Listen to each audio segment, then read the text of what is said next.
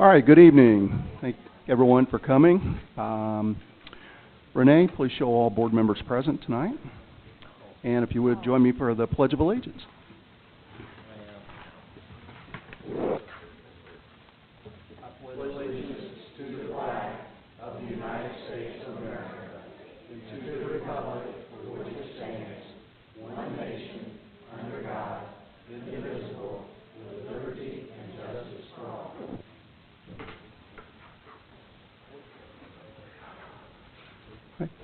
All right, next item on the agenda is always our favorite part, the board salutes. We have a few tonight. So, Mr. Hall, would you do the honor of our first one, please? I would love to. Would Mr. Clark please come forward?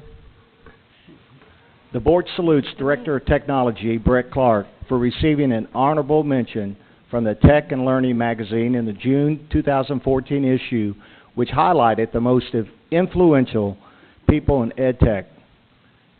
Tech and Learning magazine has served K-12 education community with practical resources and expert strategies for transforming education through integration of digital technologies.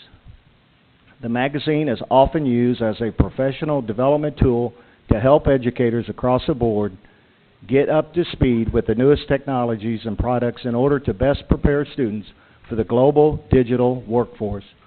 Brett received the honorable mention, and next year he's going for all conference. Yeah. Honorable mention for leading the one-to-one Chromebook rollout to over 8,000 Greater Clark County School students in grades 3 through 12, and for also organizing 2 e-learning conferences as part of the Summer of E-Learning put on by the Indiana Department of Education. Congratulations, Brett Clark.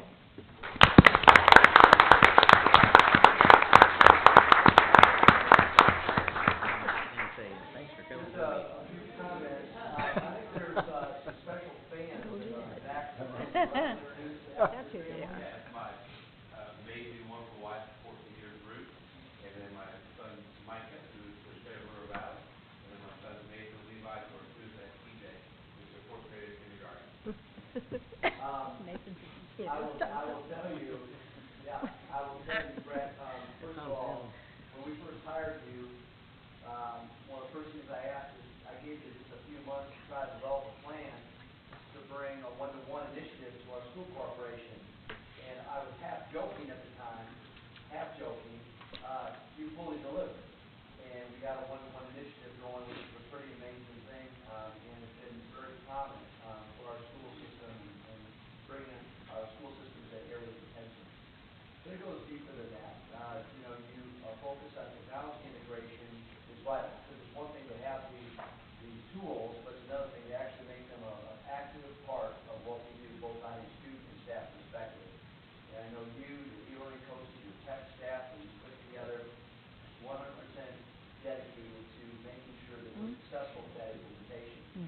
But lastly, through the e-learning conferences, the work that you've done to bring that to our area, and the connections that we've established around the country, people don't maybe realize the amount of times that you're asked to go and speak at conferences all over the country. And the magazine, which we're recognized as a magazine I look at on a regular basis, and because I believe it really helps us move to the forefront as a school corporation. All that is all because of you. And in a small token of our appreciation, so we did want to recognize you for your outstanding achievement. Thank you for all of your efforts. Thank you. Thank you.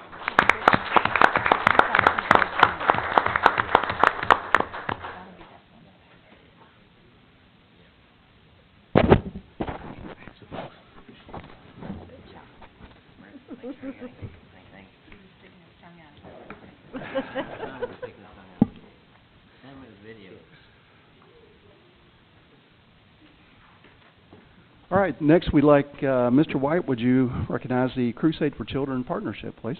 I will.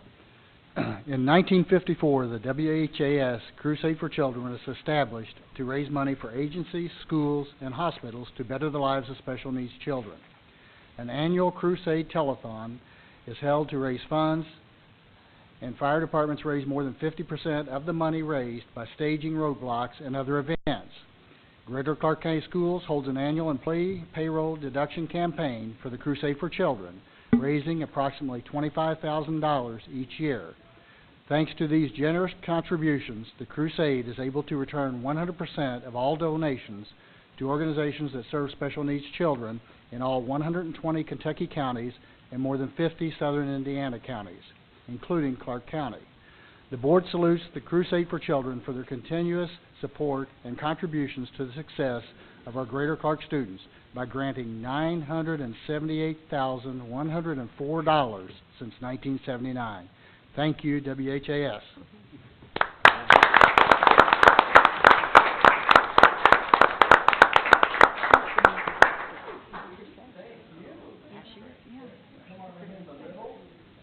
Over here?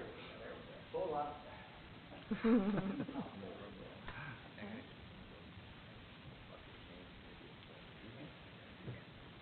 First of all, we really appreciate the Crusade for Children. I've only been here 2 years, but from the time I came, Ann Schnapp really is a huge advocate, of course, for our special needs population and for the Crusade. Only said great things about this whole organization. And when you think about $978,000 of value provided to our corporation, that doesn't take into account the, I think, over $1 million given to our co-op. So when you think about that, you know, almost $2 million over the years, that's a pretty amazing thing. So thank you for everything that you do for our kids. Absolutely. Thank you.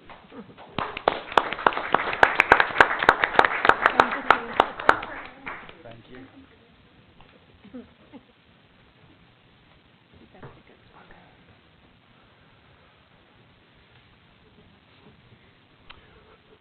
All right, Dr. Millen, I think you had another salute you wanted to talk through. Board, yes, if you don't mind, please. I just, a lot of work was done in a very short period of time this summer on some major safety projects in our school corporation, and I wanted to talk through this a little bit with you. So, is this the first? Okay, this is Bridgepoint.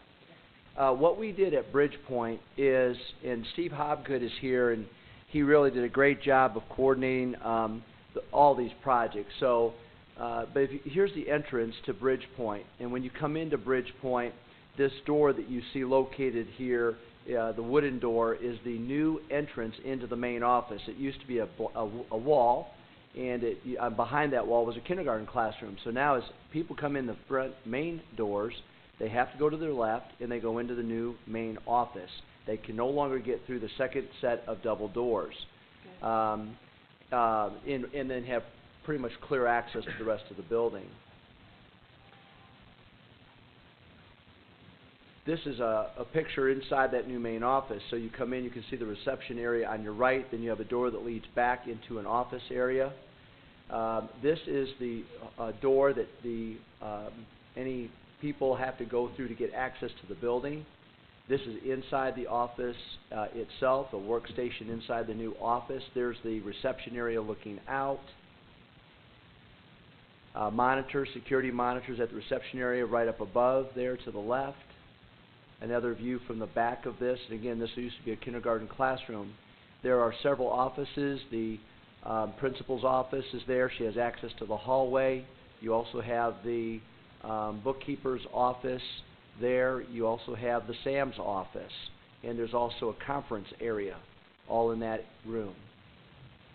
Now over on the other side there used to be the office, and that's been enclosed, and now there's a mini classroom that can be used for special needs children, for example. There are some other smaller office areas to provide individual support for students, but this used to be the main office. You would walk right in, and that's been enclosed, and now it's still being utilized. There was an extra classroom in the building that allowed the kindergarten classroom to be moved, so it worked out really well.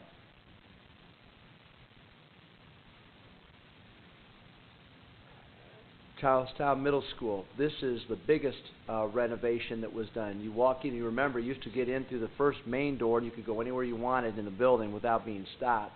So now you walk in the front doors, and Then you have a whole new set of doors. You can see the arrows pointing to the office to the left.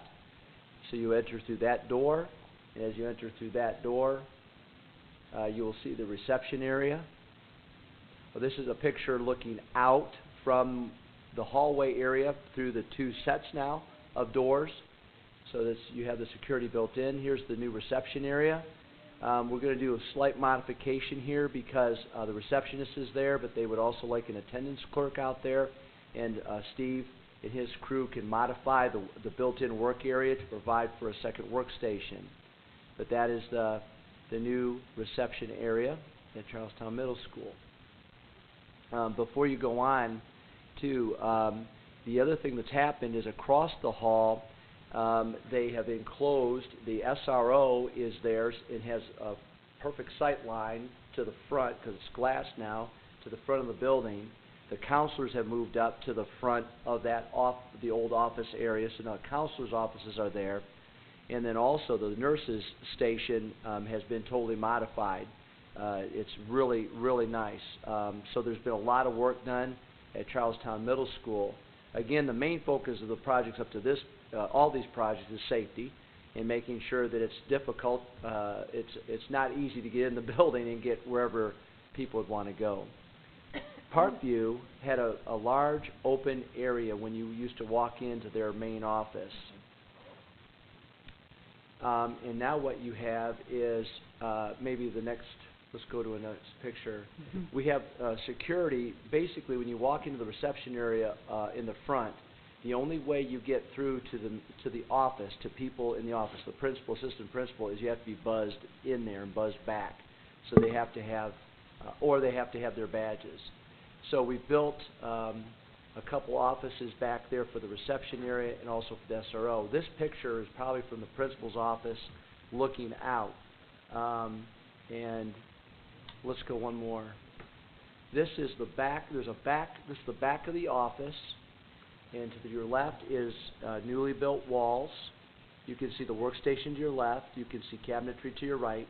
The principal's office is straight ahead. That's still the same principal's office as it was before. That's the regular entry. People still have to, as they come out of the office, they have to check in. And this is the new SRO office. To your left, it's glassed in, so the SRO is right up there up front. So when people come in, the SRO has the ability to see everything.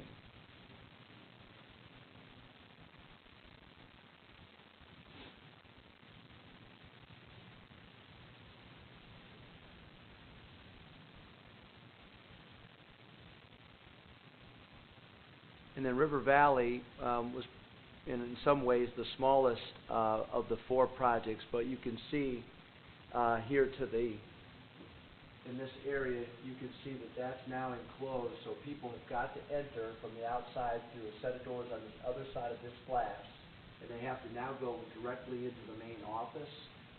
They cannot go anywhere else they want to go in River Valley, which is great.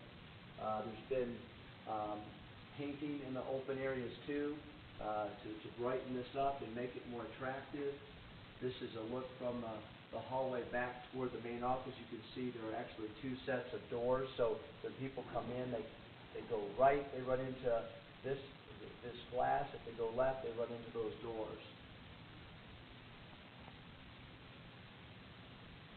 This is from this would be as I'm walking in, I need to walk into the office door that's over here to your left.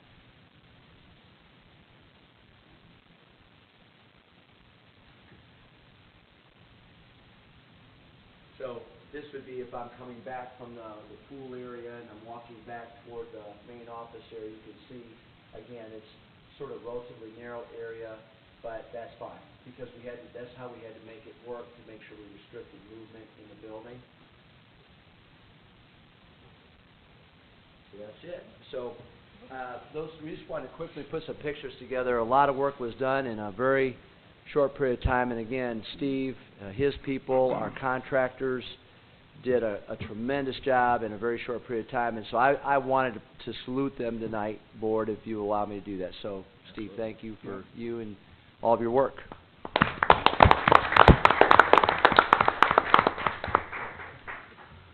All right, next item on the agenda is the approval of the agenda. So, thank you, Mr. Hall. Second. Thank you, Mr. Satterley. All in favor? 7-0. Thank you. All right, next item is the approval of the minutes from previous meeting. I'd like to take all those together, executive, regular, and special. So moved. Thank you, Mr. Satterley. Second. Thank you, Ms. Perkins. Go both. All right. All right. All in favor? 7-0. Thank you. We have no public comments on agenda items tonight, Dr. Mellon? No, sir. Okay. All right, next item is the consent agenda. We'll be taking items 1 through 5, and I'd like to take those together. So moved. Thank you, Mr. Satterley. Second. Thank you, Ms. Perkins. Questions, comments? All in favor? 7-0. Next item is gifts to buildings. Mr. Satterley, would you do us the honor? Absolutely. As always, each week I get to acknowledge that we have various organizations, individuals that donate throughout our district. Looks like the e-learning conference. Brett's still here. Do you already? No, there he is. I guess that's money you earned from something that you've done, so or something you did. I guess it was presented to you. So that's great. We've got always something to the theater, which if you haven't been to a Jeff High performance, go to one. Senator Grooms, City of Jeff this time, and similar. Once again, $4,200 every time we have something like this. It's great to see, and we appreciate it, every dollar of it. And I'll make a motion to accept it. All right. Second the motion. Thank you, Ms. Kraft. Second. Questions, comments? All in favor? Be 7-0. Thank you. Moving into action items. Action item number 1, School for the Blind and School for the Deaf contract. Ms. Smith? I promise this is my last contract on this agreement, but this is just the agreement with American Coach. It is a per trip agreement, and the only difference from last year, same contract, but they did increase the amount per trip, and they have not increased the amount in the years that we've had this contract. Motion to accept. Second. Thank you, Mr. Satterley. Thank you, Mr. White. Questions, comments? Yeah, Ann, you said this is your last time? For this particular contract. Oh, okay. All right. Nice try. You were going to hold her to that, weren't you? Mm-hmm. All right. All in favor? 7-0. Thank you, Ms. Smith. Thank you. Next item is the Rainy Day Resolution Project Lead the Way. Dr. Deichel?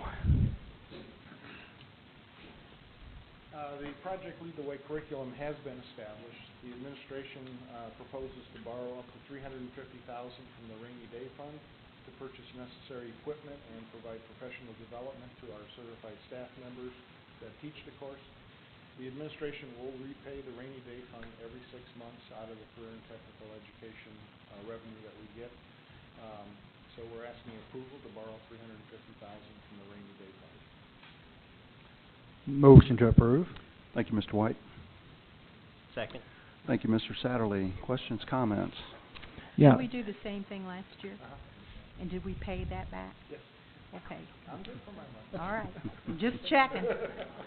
Is this not put in the budget, or It wasn't, no. It'll be in the 15 budget, so I won't have to come in. so for the last 2 years it was not placed in the budget?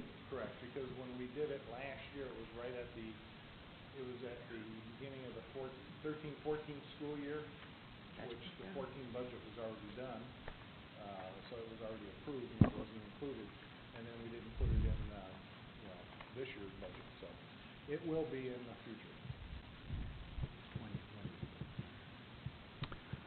All right. Any further? All in favor? Be 7-0. Thank you. Next is the community eligibility provision. Dr. Deichel? Well, I'm going to defer my 2 minutes to Natalie. All right. She's more capable about doing this one than I am. Thank you. We have given the opportunity through the USDA to apply for the community eligibility provision. Basically what this is just an alternative way of collecting and improving and verifying household eligibility applicants for free and reduced students in poverty local education agencies, which is us. And so we are basically asking tonight for approval of Clark County Middle High Corden Porter, Maple Elementary, and Spring Hill Elementary for us to go on this program where we can allow all of our students to eat breakfast and lunch for free at no charge to them. So I've actually gotten approval already from the state, so if we can move forward, I ask that you guys give us your approval to move forward with this action. I'll make that motion. Thank you, Ms. Kraft. Second. Thank you, Mr. Satterley. Questions, comments? Only comments, why only those schools? They are the only ones that qualified. Basically, we have to identify, we have a group of students that we have to identify based on the household members listed up there. No, don't get me wrong. I agree. I think what you've done is wonderful. And I got tons of compliments about our food, by the way, at New Washington the other night at open house. So Great. I don't know what Thank you. you're doing, but for the kids to say, I love what I'm eating. It's a great. It's We cool. like Great that. thing to hear, Yeah, isn't you it? don't hear that very often. So, but no, thank you very much. Thank you. All in favor? Be 7-0. Thank you. Thank you. Next item is the pest control contract renewal. Dr. Daigle, there you are. Greater Clark entered into a contract with Mr. Pest Control to provide monthly pest control services at all locations starting in 2006. The amount of the contract was $580 per month. Mr. Pest has continued to provide excellent service for us, and he has no price increase since that time. So what we'd like to do is, he's attached a letter stating that there will be no price increase again. They'll still provide it for $580 a month, and we'd like to renew the contract for 1 more year. All right. So moved. Second. Mr. Satterley and Ms. Gilkey, thank you. Mr. Hall got it. Mr. Hall, my apologies. We look alike. All right, any questions, comments? All in favor? Be 7-0. Thank you. Next item is the land transfer for the Parkwood property. I think Ms. Lewis can take us through that. Yes, sir, I will, and good evening. We have been working with Jesse Blue with JVB Investments.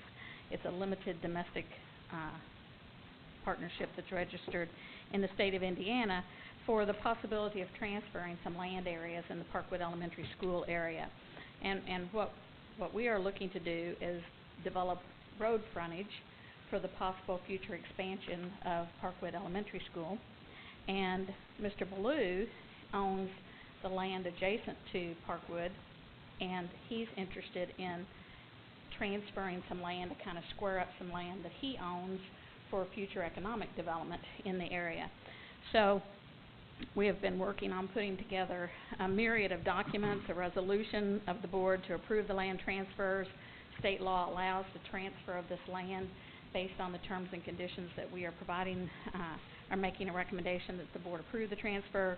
We have a land transfer agreement that will be, if approved this evening, that will be executed by Mr. Ballou and his wife as the general partner and vice president of the limited partnership. We have the survey and legal descriptions that were prepared by David Blankenbaker. We have corporate quitclaim deeds that were developed based on the legal descriptions provided to us by Mr. Blankenbaker. And then we actually had, per state law, 2 appraisals done on each of the properties by different appraisal companies. And then to establish the fair market value, you take those appraisals, add them together, divide them by 2, and then you come up with what's the fair market value. And in doing that, we're interested in transferring 1.24 acres of land that ended up having a fair market value of $193,000, and the land that we would be receiving from JVB Investments has a fair market value of $340,000. So if you do the math on that, you find out that there's a $147,000 difference between the properties. And rather than seeking compensation from us by Mr. Ballou, he is going to donate that interest as a gift to the school corporation, which is a wonderful gift for us to be receiving. Certainly helps us in the general fund budget and any other planning that we may be doing. So I do apologize for getting this to you kind of at the 12th hour, not even the 11th. But we have been through it. We have discussed it with Mr. Ballou. Dr. Mellon and I have worked up until 4 o'clock this afternoon trying to get everything finalized. We think it's a good thing for Greater Clark, and the superintendent recommends, as I do, the approval of the land transfer based on the documents that are set out. All right, thank you, Ms. Lewis. So moved. Thank you, Mr. Satterley. Second. Thank you, Ms. Perkins. Questions, comments? Sandy, if I'm not mistaken, this is about an acre and a half, and the acre and a half we're going to obtain will be for it in the near future, we hope, a new driveway entrance to Parkwood that's more accessible to the student population where Yes, they're sir. located. Yes, sir, it is. And also, it certainly provides us road frontage visibility in an area where we currently don't have the best road visibility. We have some, but not the best road visibility. And it is more direct in facing some of the areas that we do bring children into that area. So it's pretty exciting to think that in our near future, we will see a new development there for the benefit of those kiddos over there in that area. Well, I just want to say thanks to both of you. I know you've been working on this for months, and doing months, and I think you worked out a wonderful agreement, and I assume that we'll see a gift to schools, that I'll get to acknowledge them in a meeting. Yes. The next, if the board approves the action and the recommendation this evening, then we would make arrangements to invite them to come the next time a gift to buildings is presented so that they could be recognized for their very generous gift of the land transfer. Be great. Thank you. Further questions? All in favor? Be 7-0. Thank you. Thank you. All right, next item on the agenda is reports and requests. Mr. Hall? No, thank you. Ms. Perkins? No, thank you. Mr. Satterley? No, thanks. Ms. Kraft? No, thank you. Mr. White? No, thank you. Ms. Gilkey? Nothing tonight. All right, thank you. No public comments on non-agenda items, I don't believe. All right, so that brings us to board comments, so we'll go back to Mr. Hall again. I just want to congratulate our teachers, our administrators, our staff for getting school open, up and running. No casualties. No, everybody's found their way. I'm sure we have overcrowded classes. We got kids that don't have a Chromebook yet, but that's in the near future. But we're getting all that stuff worked out, and we're off to a good start. Thank you. Ms. Perkins? Ditto. Mr. Satterley? Well, I had the same thing. I talked to both principals in New Washington, as well as my daughter, and she'd tell me if something was critical, trust me. And everything went very well from all reports I received. And I'm sure it was a lot driven by here as well as our administrators. And congratulations, Brett, again. Ms. Kraft? Yes, I had the privilege of meeting with the leaders at Jeff High School, that their teachers assume that they're going to be a leader, and then they have these children all come together and they meet. And those faces, I just feel real good about getting old. That's it. Okay, thank you. Okay. Mr. White? I just got ditto back to school. I'm glad everything went smoothly and well, and congratulations, Brett. We're always glad to have you.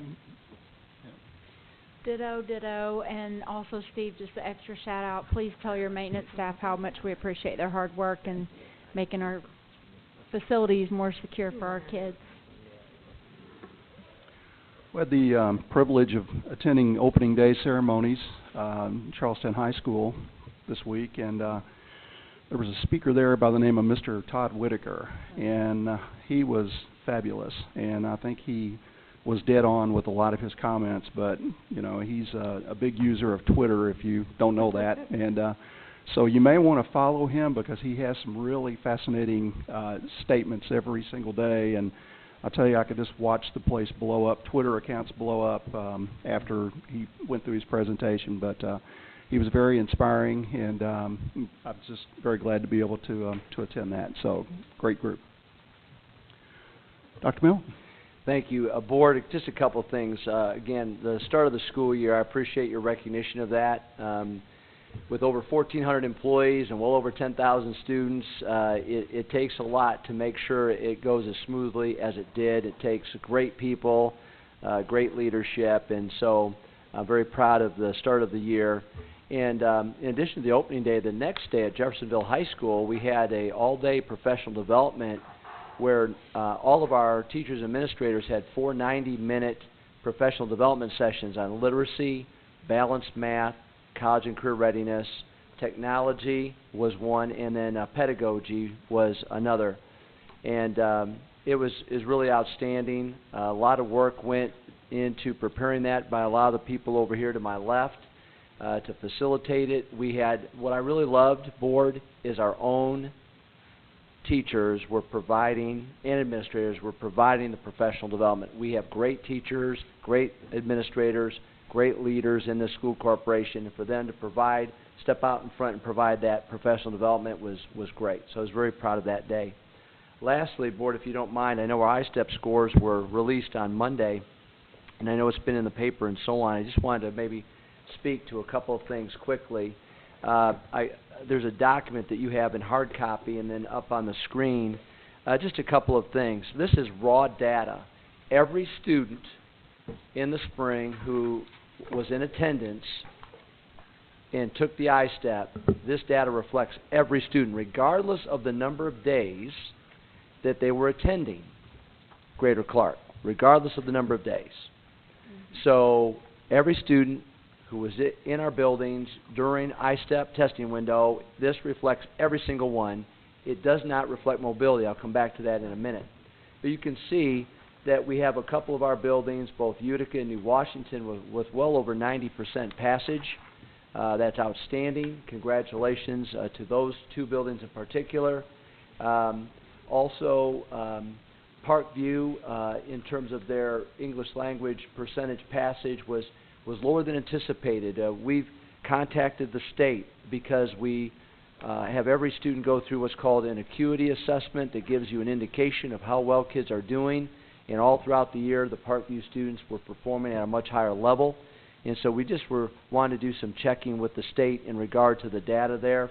But overall, again, you can see the breakdown by school. This is just a simple document. We'll provide a more detailed analysis here at our next meeting in August. Also, though, at the bottom of that is the corporation total, and it's for you over a 4-year period. And you can see with English language arts, we've been pretty consistently around that 77% range. You know, we need to step up our game a little bit to get over that 80%. The state average was, I think, a little over 80% for language arts, and we really need to work hard to get there. On the math side, you can see we had slight increases from 11 through 12 through 13 and a slight drop in 14. Board, one of the things I'd like to just mention is a couple of years ago, the state notified us that there is a alternate assessment that special needs students take called IMAST. And we had a number of students taking that assessment because we felt it was in their best interest to take it. Now, the state had a formula that said that you should only allow a certain number of students to take it, but we believed that it was in those students' best interest to take the IMAST assessment. It was the most accurate and fair way to go. But the state notified us a couple years ago that we needed to really look hard at those numbers, and so what we've done over 2 years is we have transitioned a number of our special needs students from the IMAST exam, which may have been in their best interest to take as individual students, to iStep. Of the 168 students over the 2 years, only 21 of those students have passed the language arts iStep. That's 12.5%. In the same 2-year period, out of 168 students in math, 57 passed iStep, which was 34%. There's no doubt that I think some of the data that you see, the slight decrease in performance in 14, is in some way indicative of what occurred with our being compliant with what the state was expecting. Not every school corporation in the state, I would bet, has done the same thing. Next spring, there will be no more IMAST. We believe that we needed to make sure our kids were prepared because in the spring of 15, there will be no more IMAST exam. and we wanted to do what was right and fair moving forward for them. We did not have many at all, less than 5 third graders take IMAST, and we had the same number of 8th graders. So this data is about as accurate as it can be, based upon the fact that IMAST will no longer be around next spring.